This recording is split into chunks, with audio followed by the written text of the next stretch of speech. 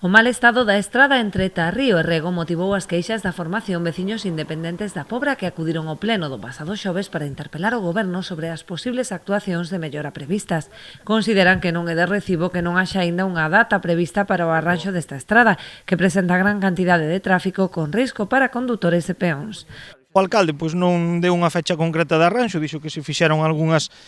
arreglos, sobre todo para o que é cando chove, que as augas pois non inunden a carretera, pero bueno, nos consideramos de que esta estrada xa leva esta estrada de Tarrío, que como se pode ver detrás miña, xa leva bastante tempo que está en moi mal estado, entonces nos consideramos, e como vimos denunciando pois noutras roldas de prensa que estamos facendo en diferentes sitios do municipio, que debe arranxarse, non é normal que os coches pois teñan que estar esquivando baches ou mesmo se poden producir situacións onde se coinciden dous, pois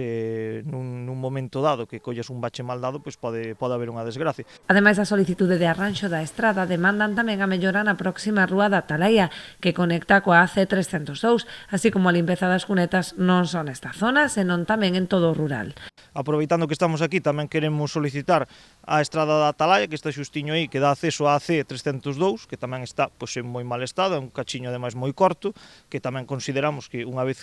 fagas proxecto ou veñas a arranxar Tarrío, pois é unha boa opción tamén para deixar esa estrada que ademais xa une, pois tamén ben. E depois tamén a maiores, tamén queremos